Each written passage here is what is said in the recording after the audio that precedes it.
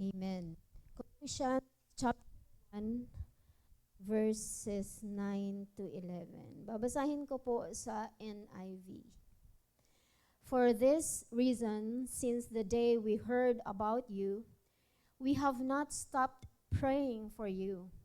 We continually ask God to fill you with the knowledge of His will through all the wisdom and understanding that the Spirit gives, so that you may live a life worthy of the Lord and please Him in every way, bearing fruit in every good work, growing in the knowledge of God. Verse 11, being strengthened with all power according to His glorious might, so that you may have great endurance and patience. Ang Diyos po ang magpala sa pagkabasa ng kanyang buhay at banal na salita. Tayo po ay saglit na manalangin. Panginoon, hiling po namin ang inyong pangunguna, ang inyong pangungusap, Panginoon, sa aming kalagitnaan ngayong gabi. Hallelujah. We trust you, Lord, to work mightily in our lives, oh God. Salamat, Panginoon. We give you back all the glory and honor and praise in Jesus' name. Amen. Makakaupo na po tayong lahat. Amen. So, konting background lang po sa atin pong pag-aaralan ngayong gabi. Ang aklat po ng Colossians ito po ay sulat ni Pablo. Sinulat po, a letter po ito ni Paul para po sa mga taga-Colosas. Si Pablo po, noong first na siya po ay, unang time na siya po ay nakulong sa Roma, hindi pa po niya napuntahan ang Colossians, ang Colosas, nabalitaan lang niya na merong mga problema sila na dinanas. So, ang mga bagong mga Kristiyano doon sa Colosas ay medyo nagulo dahil doon sa mga katuruan na itinuturo ng mga false prophets. At isa sa itinuro sa kanila ay hindi Diyos ang Panginoong Jesus. Amen po. At dito po, alam naman po natin na sa panahon po na ito, maraming mga katuruan na kailangan po na tayo ay maging mausisa upang hindi po tayo maligaw. Amen po? Marami pong mga kumikilala sa Panginoon at tinatawag na mga churches na sumusunod na Kristiyano, pero merong mga prinsipyo na hindi po ito naka-inline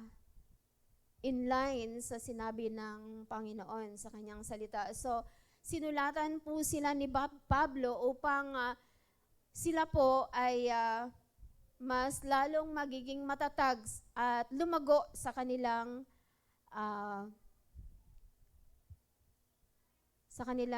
pagiging mananampalataya.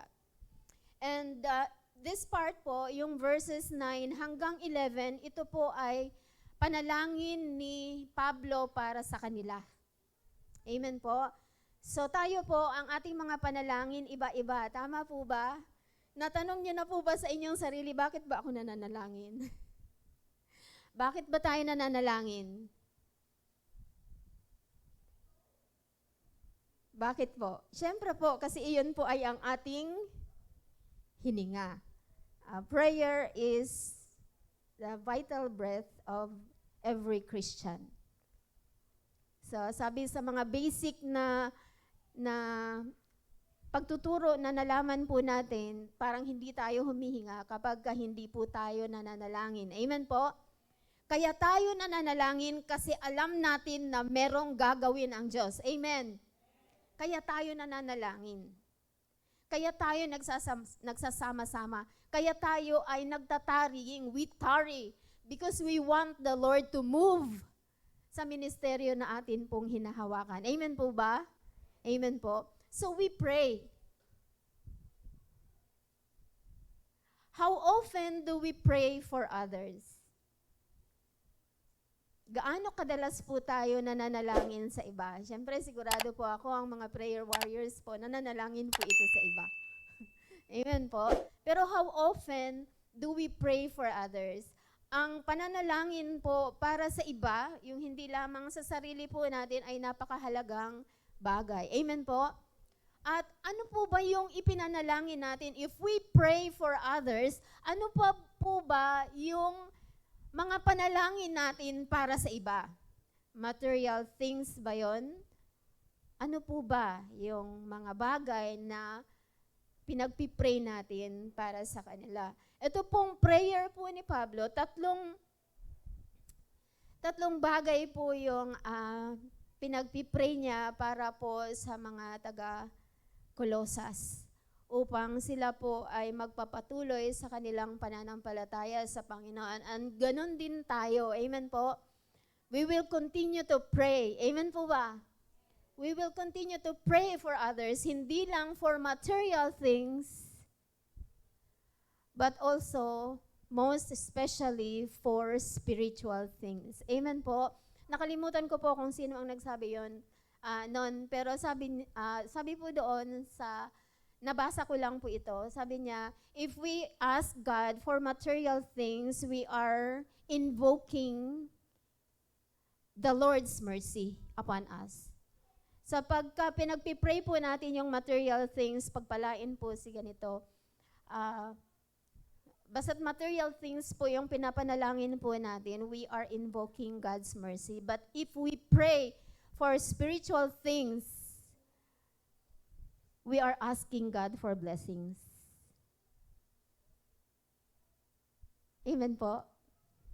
So, mahalaga po na sa bawat tao na naaalaala po natin na kailangan po nating ipanalangin, hindi lamang po mga material things ang ipapanalangin natin sa kanila, kundi mga spiritual things also. Amen po? So that tayo pong lahat ay makakapagpatuloy at hindi po tayo maiiwan sa atin pong pagtitiwala sa Panginoon. Amen po? Amen. So, ang title po ng pag-aaralan po natin ay Never Cease to Pray. Diba? Parang ano lang, 2 Thessalonians lang. Pray without ceasing. Amen po? Let us never cease to pray. Pray for ourselves and pray for others. Especially for others. Amen po? Ang ating sarili, madalas nating maipanalangin yan. Pero yung pananalangin natin sa iba, yun yung napaka-importanting bagay na atin pong magagawa sa ating buhay. Amen po? Because when you pray for others, you are helping them, number one, to carry out the Lord's plan in our lives. Yung plano ng Diyos, matutulungan ang bawat isa na maging totoo, maisagawa yung nais ng Diyos sa buhay po ng bawat isa sa atin. Sa paanong pamamaraan po yun? That's why our leaders, they are trying to help us. Di po ba meron po tayong sinusunod na reading? Saan po ba tayo ngayon? Yan. Ako po, nagdoble po ako. Meron po ako kasing reading dahil gusto ko lang po na masabay doon po sa reading po na sinasabi sa atin na sabay-sabay po tayo nitong July na magbabasa ng Matthew. Tama ba? At alam ko po lahat po ng ating mga DGs ay nag-i-enjoy po sa ganitong gawain. At kami sa Malolos po ay sinunod po namin ito. Nasa pang 4th week na rin ang Malolos. At alam ko po kayo na excited din po kayo sa inyong mga groupings. Tama ba? Amen. Bakit tayo nag-aaral niyan? So that we will know the Word of God. We will know the truth para malaman natin kung ano yung nais ng Diyos. Kasi pag hindi natin alam yon, how can we follow, 'di ba? Kung hindi natin alam yung nais ng Diyos sa buhay natin. That's why we are encouraged to learn. Hindi lang tayo nakikinig lang, kundi tayo mismo in-scrutinize natin yung salita ng Diyos upang tayo mismo alam po natin na yung mga bagay ay sinabi ng Diyos. Kaya hindi po tayo maliligaw kasi alam na po natin. If somebody will say na si Jesus Christ ay hindi Diyos, sa mga binasa po natin, mapapatunayan po natin na ang ating Panginoong Jesus ay 100% God. Amen po? He is 100% man and 100% God. So hindi po natin yan ma-prove kapag hindi po natin yan mismo nire-research, kung hindi po yan natin inaral, kung hindi po natin binabasa ang salita ng Diyos. Amen po? Amen po. Ngayon, marami pong mga bagay na pwede pong iligaw tayo. Amen po ba?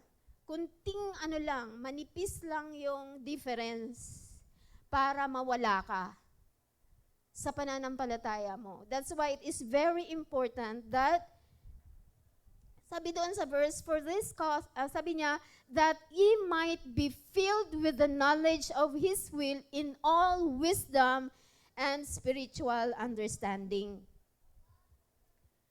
Dapat alam natin ang katotohanan. Matanggap natin ang katotohanan, matanto natin yung katotohanan, at higit sa lahat, maisakatuparan natin yung katotohanan na nalaman po natin. Amen po? Amen po? That's why it is very important to pray that we will be able to carry out the Lord's will. Maintindihan natin yung salita niya.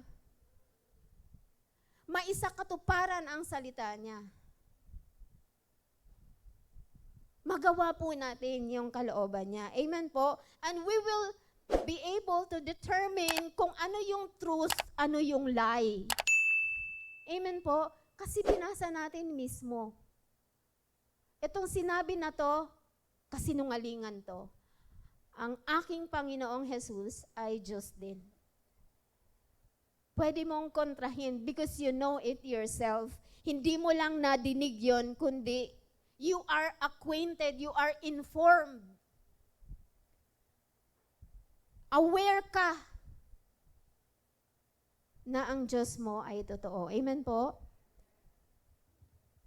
Pangalawa, we pray for our brothers and sisters and ourselves to be commendable. Kapuri-puri. Kasi okay yun nang alam natin lahat. Pero mahalaga na ang ating buhay ay kapuri-puri sa harapan ng Panginoon. Amen po? We will know from His Word, we will know the details of what the Lord wants, of what the Lord wants us to do. Ano yung kanyang iniutos, ano yung kanyang ipinapagawa. Amen po? Sa ating mga ginagawa, sa ating mga lakad, the Lord wants us to walk uprightly. The Lord wants us to walk uprightly. Gusto niya maayos tayo. Gusto niya karapat-dapat tayo sa kanyang harapan. Amen po? Yun ang gusto ng Panginoon. Sa atin pong mga trabaho, nais ng Diyos na we will be working faithfully. Gusto niya yon. Sabi niya, that ye might walk worthy of the Lord unto all pleasing, being faithful in every good work.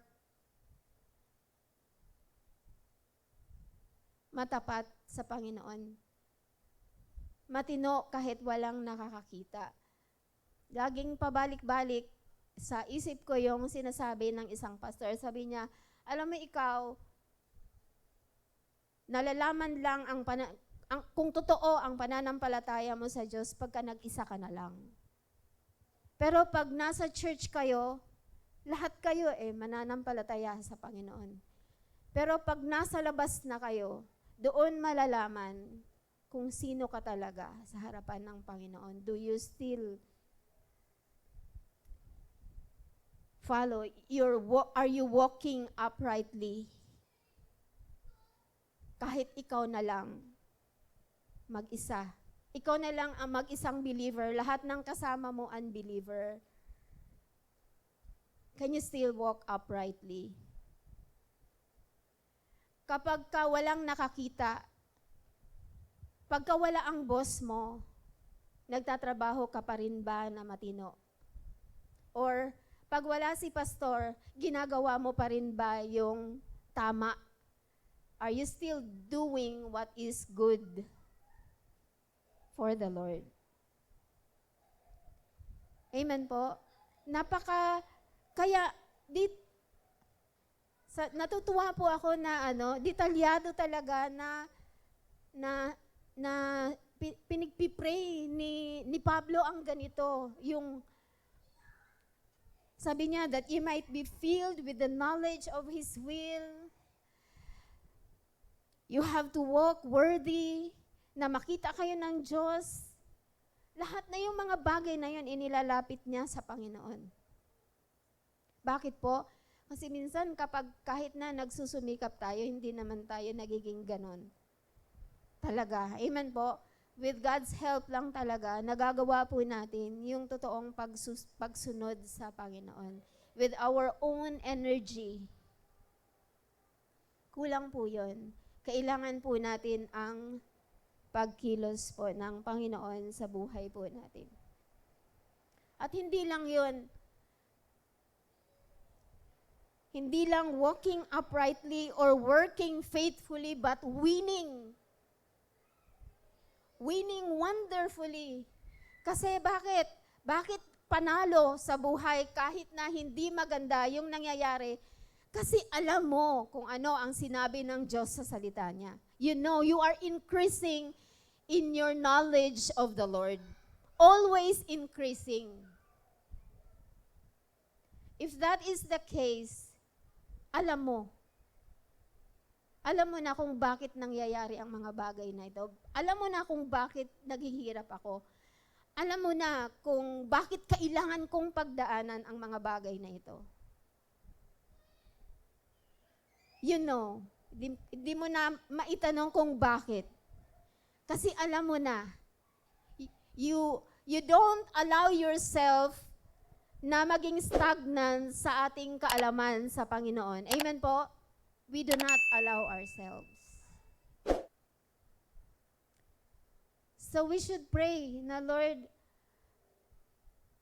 huwag niyo pong hayaan na hindi po ako lumago araw-araw. Huwag niyo pong hayaan ang aking mga kapatid na ganito na lang yung aming pagdilingkod sa inyo, kundi always increasing. Maging faithful po kami sa inyo. Lalakad po kami ng maayos sa inyong harapan upang kami po ay magiging kapuri-puri para sa iyo. Amen po. Pwede po bang palakpakan ng Panginoon? Amen. Lastly, so that we will be confirmed. Kumpirmado. Kristiyano talaga ang katabi ko. Kumpirmado. Sabi doon sa verse, strengthened with all might according to His glorious power, unto all patience and long-suffering with joyfulness.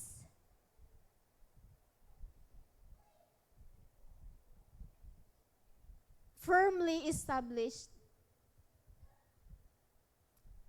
Hindi katulad ng water hyacinth, inaanod ng baha. Firm sa kanyang pananampalataya, firm sa kanyang pagsunod, may bagyo man o wala. Amen po. Minsan, yung bagyo ng buhay natin, mas mabuti pa yung bagyo na na yun sa baba po. First time na lahat ng rooms may tubig. Pero minsan yun na ima-manage pa. Minsan merong mga bagyo sa buhay natin na akala po natin hindi mamamanage. We just come to the Lord. Amen po? Amen po. So 3 bagay po yon na hindi po natin kakalimutan na ipagpipray patungkol doon sa bagay na yon, yung mga mahal po natin, yung mga tao na sumasagi sa isip natin, yung ating mga leaders, yung ating mga OBS leader, yung ating mga DNG heads, yung ating mga pastor. Magtulungan po tayo sa panalangin. Amen po? We should never forget to pray for each other. Doon lang po tayo magsusurvive. Amen po? Doon lang po tayo magsusurvive. Kanya-kanyang problema lang po talaga. Meron kayong mga individual problems. Yung ating mga leaders, meron din silang sariling mga difficulties. Minsan hindi na rin nila alam kung ano ang gagawin. But thank you kasi hindi tayo nakakalimot sa ating mga pananalangin. Amen po. Dito po sa Matungaw, ang naipapanalangin ko lang po yung